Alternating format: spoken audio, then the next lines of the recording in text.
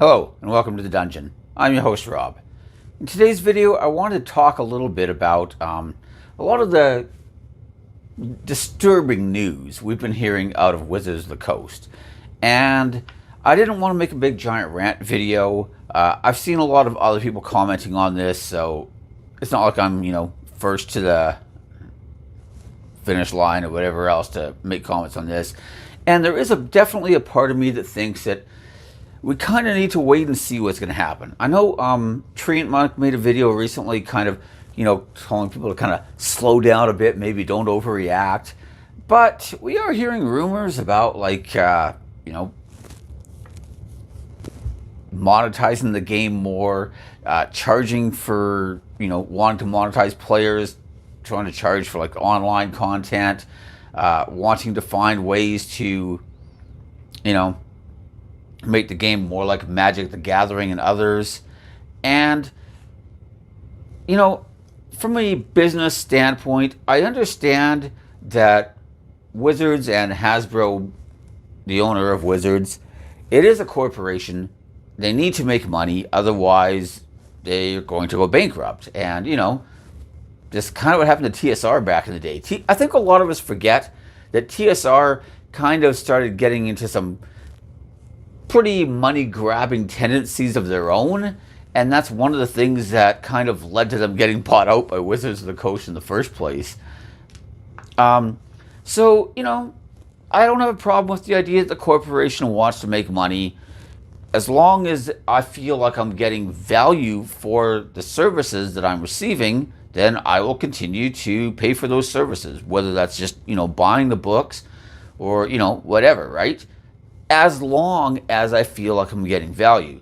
I think what a lot of us don't like is the idea that they just consider us like piggy banks, and they just want to, just start taking cash out of our pockets all the time. And that does seem a lot more predatory. I mean, there's talk about wanting to find ways to charge revenue or, like royalties and stuff from people who make third-party stuff. And, as people are aware, I'm a big fan of people like Kobold Press. I mean, that's like 4 Kobold Press books on my shelf right there. I actually have another one too, so that's like 5 books just from them alone. Then I've got other stuff from, some of the other companies as well, right? So as somebody who likes to support a lot of third-party groups, I don't really like the idea of, them maybe being penalized for making stuff, which in my opinion makes the game better, but in Wizards' opinion probably, doesn't make them money is the problem. Although ironically, they're the ones who hired Kobold Press to make Hoard of the Dragon Queen and Rise of Tiamat for them. So, kind of did it to yourselves in that case. There's all sorts of rumors about, with the open gaming license going away. They're saying it won't, and I don't think it will, but it does sound like they want to try to find ways to make money off creators. And the numbers they're throwing around now, I mean, you'd have to be making a lot of money. It's not going to affect you if you're making like only, less than $500,000 kind of thing per year from this. So, most of us will be unaffected. And I do think that, for people like me who, I do play online sometimes, but the majority of my gameplay is with real life friends at a kitchen table, the way we used to play back in the day. And that's still how I generally play, right? And so for people like me, as long as they're still making books and as long as I can still buy them for a reasonable price, then my gaming experience in that regard won't be impacted. When I go on things like Roll20 or Foundry and I play with people there, maybe it will be. I don't know how that's going to change, right? And I don't want to just overreact and jump on the, freak out hype train that a lot of people seem to be doing. But on the other hand, I think I'd be lying if I said that I wasn't concerned at all, Another thing that they talked about, which I'm really not too happy about either, is that, this was on Twitter, but they had a bunch of statements saying that they want to find ways to charge royalties and stuff or make money from people streaming the game. So I know the guys from Critical Role seem to be pretty tight with Wizards of the Coast, and Matt Mercer helped design Dragon Heist and stuff like that, right? But does that mean that they'd go after people that are streaming D&D like Critical Role? Does that mean that they'd go after small independent people that just want to, stream a game and have 15 of their friends that are able to like watch it on YouTube or something? And I mean, there's lots of small channels out there where you can go watch them play D&D and the video will have like 60 views. Are they going to go after somebody like that? I mean, I don't know. All this stuff kind of leaves a bad taste in my mouth. I think part of it too is that a lot of the people making these decisions aren't necessarily Dungeons and Dragons players. I know that some of their executives came from places like Microsoft. Some of them are like, Wizard of the Coast type people from Magic the Gathering, I should say, right? Obviously the Wizard of the Coast people, but from Magic the Gathering. And when you look at a game like Magic the Gathering, it makes sense that it would be far more monetizable than D&D. I mean, Magic is a competitive game where if I have better cards than you, I have a distinct advantage when I play you. And that incentivizes me to buy better cards and build better decks, and often to have multiple versions of those really strong cards, right? So that I can win more. Whereas with D&D, I mean, I have a D&D channel. There's a bunch of books I don't even own. Like, I don't own Fizban's Treasury of Dragons. Not because I don't want to, or not because I never plan on it, but I've already got a couple of players I play with who already got copies of it. And, I mean, I'm on a budget just like everybody else. And a lot of times it's just more convenient to just share their book. And that's a difference in the game, is that all of the people at our table are able to work together because we are a team and we are trying to overcome the obstacles the Dungeon Master is putting in our way. And he's not even really against us. He's trying to facilitate a more enjoyable story for us, right? We're all on the same team, really, including the Dungeon Master. And at least at my table, nobody cares if they share, books and everything else. We might not want you going through the monster manual when you're in the middle of a fight. That could be an issue. But, if you don't have Xanathars and somebody else does, they're going to be like, hey, can I borrow your Xanathars? And they're like, sure. Oh, you got Tashes? Yeah, 5 people have Tashes. Somebody will loan it to you, It just means that you don't have to have, like, not everybody has to have every single thing. As long as somebody in the group has it, we're probably going to be okay.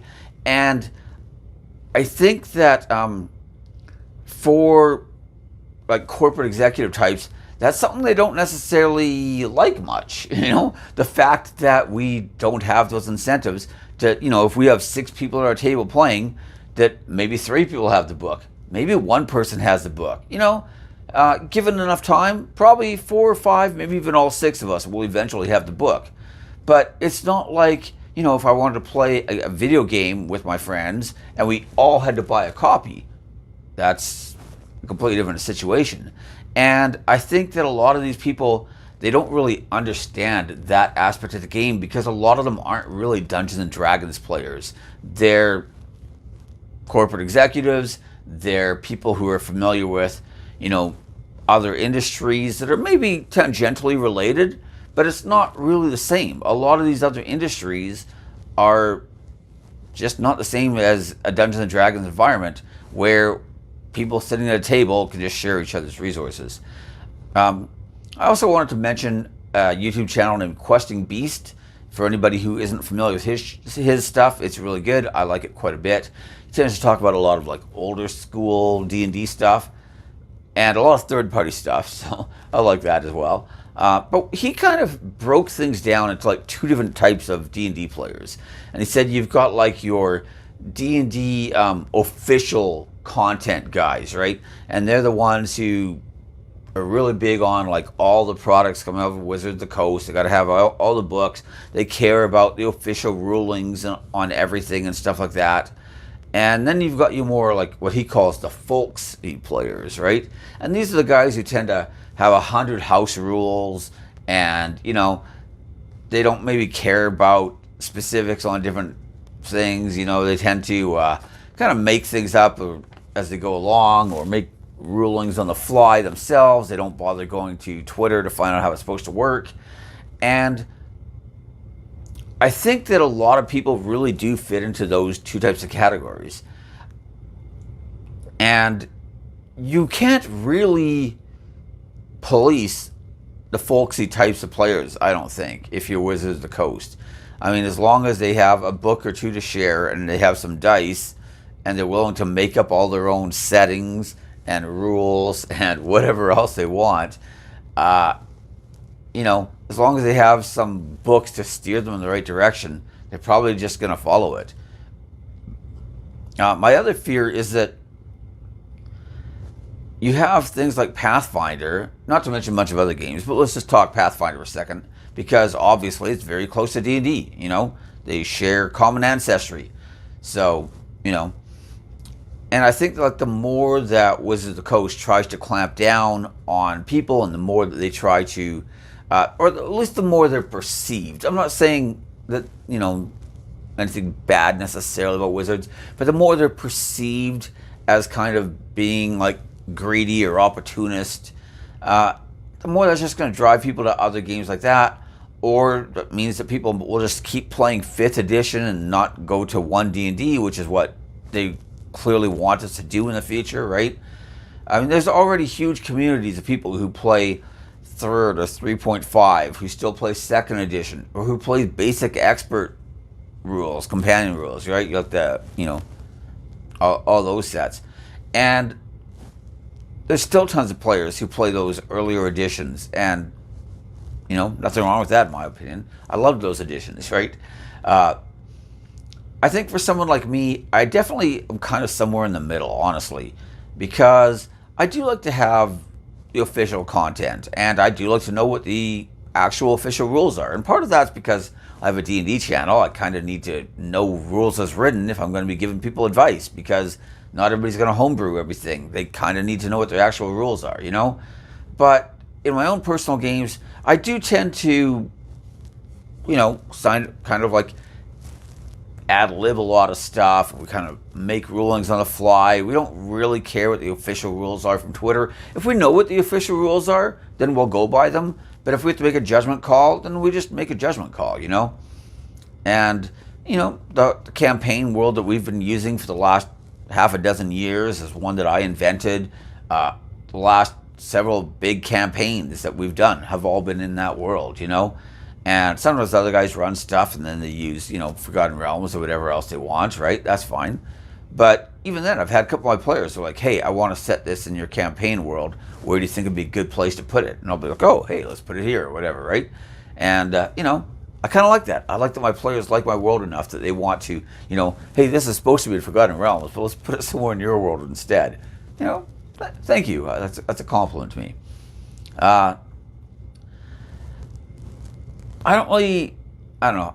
There is a large part of me that still has this kind of like let's wait and see type attitude, because I think it's very easy to just misconstrue things or overreact, especially we've seen stuff in interviews or read people's tweets, but in an interview where they're not, if I can't ask them questions and maybe they get some surface level questions or whatever, they don't really have a chance to respond to my particular criticisms or questions, right? And same with things like Twitter, like sure, some of the same questions get asked or whatever, but when you're, typing out your answers and short paragraphs and responding to 1,000 different angry people, it's probably not the most constructive way to explain yourself or anything like that. So, like I said, there is part of me who thinks like, let's not hit the panic button yet, but I'd be lying if I said that I had no concerns. And as much as I said that Wizard of the Coast is a business and they need to be able to make money in order to stay in business, it's also pretty obvious that if you are perceived as like taking advantage of your customer base, that customer base might just go somewhere else. And, you're not going to be making any money from us then if that happens, right? So, it's just like anything else. There is that fine line. And, if you charge too little for the product, you don't make any money. If you charge too much, people don't buy it, and then you still don't make any money. These things aren't easy. This is why companies pay people, hundreds of thousands of dollars to figure this kind of stuff out for them, right? But I do fear that Wizards of the Coast might be making some missteps. Like I said, I'm not the best person to judge that. I'm not super qualified on that subject, But it is concerning when I see these kind of statements being made, and when they start talking about how they want to find ways to, monetize their player base and maybe charge royalties to people who stream the game and stuff. And I'm like, other than a handful of big streamers, is this really an issue for you? And if anything, like how many people have been introduced or become excited about D&D and started playing it because of things like Critical Role? Like Ginny D is a good example, right? She's got a huge YouTube channel, talks about Dungeons and Dragons, and she literally was introduced to D&D because of Critical Role. I haven't really watched the last several campaigns of Critical Role, but I did watch season 1 a lot, and it wasn't because I stopped enjoying it either. It's just, they're 5.5 hours per session, and it takes up a lot of time, And plus, I'd rather just be playing D&D than watching somebody else play D&D, But whatever. But like I said, it's not because I didn't enjoy it. It's not because I didn't think that they ran great content, and obviously Matt Mercer is an excellent dungeon master. But, do I really want that kind of stuff to go away? Do I want, I guess part of it is that I'm concerned that Wizards is trying to, possibly find ways to try to prey on their customer base, mostly with the online stuff. I'm not as worried about the books. I think that aspect of just playing over table, there's very little they can really do. If you just want to keep playing first edition forever, you can do that, and you can still use the same books and roll your 35-year-old dice. I've still got dice from like 40 years ago, by the way. I've got a couple of D20s that are basically almost spheres at this point because the corners are all rounded off. They're basically useless, but I still keep them anyway because they're 40 years old, I mean, come on. So, like I said, I think the table aspect probably won't be changed very much, but a lot of D&D's popularity these days is because it's online, and you can play, over Roll20 or whatever else with friends or with strangers or whatever. And, I really like that aspect of the game too. Even though I'm definitely more of the in-person table guy, like I said, I still play online sometimes too, and I enjoy that as well.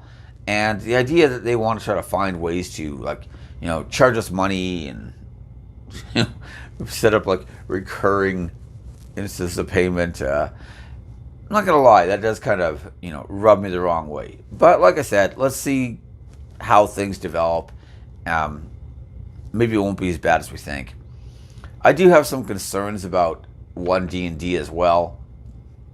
But overall, I do think that a lot of the things that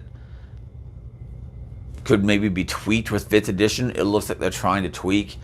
I do have one concern, which I know somebody in my comment section brought up recently too in one of my 1D&D videos, when I was talking about how it looks like they want to just change like subclasses all to level 3, so you're not going to have warlocks with 1 level hexblade dips or clerics for 1 level of life domain or whatever else. They just want to standardize it, and I don't have a problem with like wanting to move to like things like spells known or spells prepared. Just pick one system and kind of go with it. I'm okay with that kind of stuff, but I also don't want everything to just become like the same all across the board. Like, one of the things that makes the game interesting is finding these, interesting combinations and ways to do different things that maybe somebody else at your table either hasn't thought of or hasn't tried yet or whatever. To me, that makes the game a lot more fun. There's all these other like creative things. It's not just the creativity of creating a character and making a backstory and trying to figure out how I'm going to play them. That kind of aspect of the game I absolutely love too.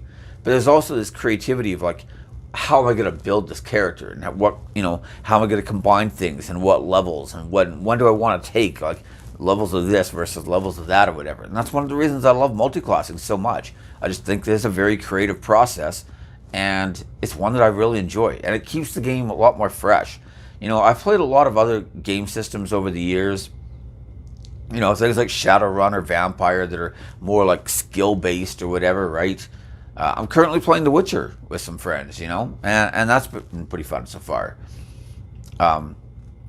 I've played other level-based games, kind of similar to D&D, but I've never really seen anything which allowed like multi-classing the same way that D&D does, where you can like kind of take like the best of one thing and combine it with the best of something else and try to figure out cool combinations where maybe you're never going to be quite as good in like class A as somebody would have been if they go straight through, but you can like combine different things to just make really interesting and unique characters. And that's one of the things I love about D&D. It's one thing that keeps Dungeons and Dragons fresh even after all these years. There's always different ideas and different combinations you can try. And so I just don't really like the idea of everything kind of just becoming this bland, homogenous, like, mix. Not even mix, I guess, but just, every single class is going to get their subclass at level 3, and every single class is going to get this at level 1 or this at level 2. Variety is the spice of life, right? So, like I said, we'll see how things go in the future. I don't want to overreact or anything, but overall, 1D&D, at least, I think some of the changes they're looking to make are generally good, and so promising there. Some of the recent talk about finding ways to monetize us, definitely less enthused about that. So I don't have much more to say on it. I just wanted to like kind of ramble a bit. This is going to be kind of a dumb video, but that's okay. You can catch me in my like raw, just thinking process where I haven't necessarily, I don't even have all the information. None of us do, right? It's still a developing story. So, we'll see where it goes, and hopefully everything works out. There's every possibility too that this could be a good thing, and that they will add a bunch of content online, and that maybe people can just be like, hey, I want to buy these things online, and now I have access to them whenever I log in or whatever, and they're just like permanently there, and maybe it won't be like a recurring monthly fee that you have to pay. I mean, it probably will be, who are kidding, but maybe it won't be, right? Maybe it'll just be like buying a book, only you can buy it online and then you can access it there. And for a lot of people who play majority online, that might actually be better. You don't have to worry about, your book getting damaged or anything like that. So it's possible that the online format could give us even more value, right? And as long as I feel like I'm getting value for my money, I'm not going to be upset with it. If I feel like they're trying to milk me like a cow, then I probably will be. So anyways, that's everything I've got. Feel free to like, subscribe, ring the bell, and most importantly, as always, leave me your comments in the comment section.